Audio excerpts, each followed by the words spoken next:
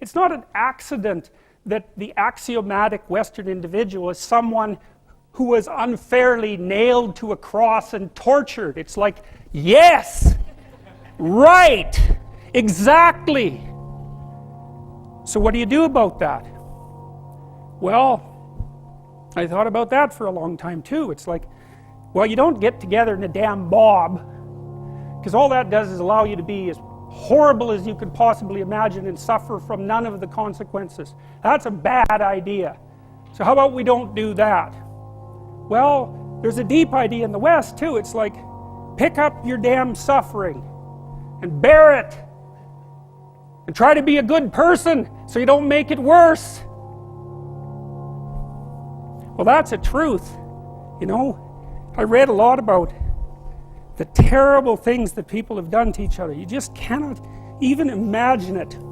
It's so awful. So you don't want to be someone like that. Now, do you have a reason to be? Yes! You have lots of reasons to be. God, there's reasons to be resentful about your existence. Everyone you know is going to die. You know, you too. And there's going to be a fair bit of pain along the way, and lots of it's going to be unfair. It's like, yeah, no wonder you're resentful. It's like, act it out and see what happens. You make everything you're complaining about infinitely worse. There's this idea that hell is a bottomless pit, and that's because no matter how bad it is, some stupid son of a bitch like you could figure out a way to make it a lot worse. So you think, well, what do you do about that? Well, you accept it. That's what life is like. It's suffering. That's what the religious people have always said. Life is suffering. Yes. Well, who wants to admit that? Well, just think about it. Well, so what do you do in the face of that suffering? Try to reduce it. Start with yourself. What good are you? Get yourself together for Christ's sake, so that when your father dies, you're not whining away in a corner, and you can help plan the funeral, and you can stand up solidly so that people can rely on you. That's better. Don't be a damn victim. Of course you're a victim. Jesus, obviously. Put yourself together. And then maybe if you put yourself together, you know how to do that. You know what's wrong with you, if you'll admit it. You know there's a few things you could like polish up a little bit, that you might even be able to manage in your insufficient present condition. And so you might shine yourself up a little bit, and then your eyes will be a little more open, then you can shine yourself up a little bit more, and then maybe you could bring your family together instead of having them be the hateful, spiteful, neurotic, infighting batch that you're like doomed to spend Christmas with. So then you fix yourself up a little bit, kind of humbly, because, you know, God, you're a fixer-upper if there ever was one. And then you got to figure out, well, can you figure out how to make peace with your idiot brother? And probably not, because he's just as dumb as you, so how the hell are you going to manage that? And so then maybe you get somewhere that way, and your family's sort of functioning, and you find out, well, that kind of relieved a little bit of suffering, although it reduced the opportunities for spiteful revenge, and that's kind of a pain in the neck. And so then you get your family together a little bit, and you're a little clued in then, at least a bit, because you've done something difficult that's actually difficult. You're a little wiser, and so then maybe you could put a tentative finger out beyond the family and try to change some little thing without wrecking it. It's like, our society is complex, and we teach our students that they could just fix it. It's like, go fix a military helicopter and see how far you get with that. It's like, you're going to get a do. You're like a chimp with a wrench. Whack! Oh, look, it's better. It's like, no, it's not better. Things are complicated, and to fix things is really hard, and you have to be like a golden tool to fix things, and you're not. So, and that's the other message of the West.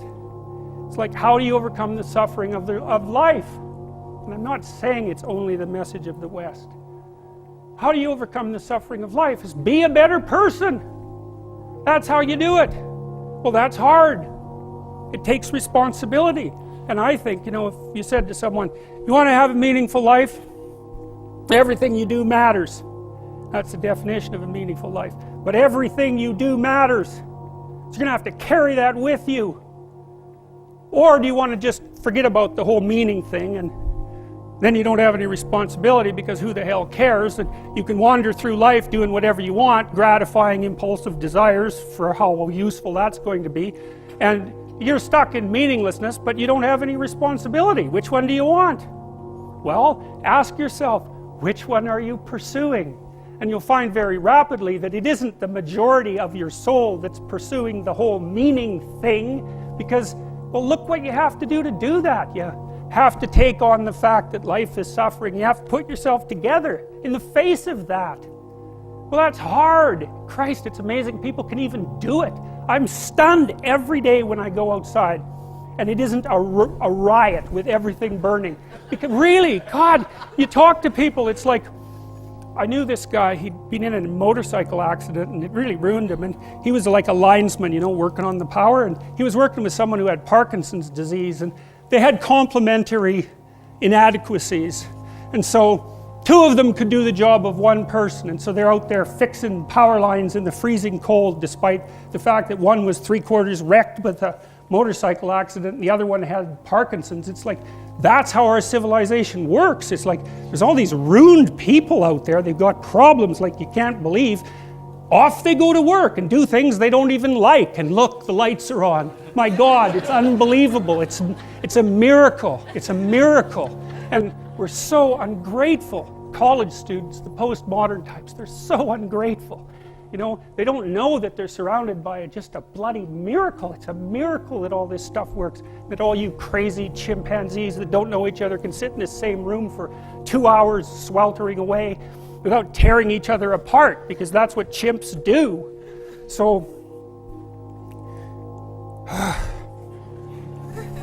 anyways, so what happened? Well, I made some videos and I got to the bottom of some things, at least as far as I can tell, so I told you what the bottom is, and then I've got this idea about what you might do about it, which isn't my idea. It's not my idea. It's an old idea. It's far older than Christianity. It's old. It's the oldest story of mankind. Get yourself together. Transcend your suffering. See if you can be some kind of hero. Make the suffering in the world less. Well, that's the way forward, as far as I can tell, if there is any way forward. And that's what's under assault by the postmodernists. So look out, because they know exactly what they're doing, and they know exactly why they're doing it.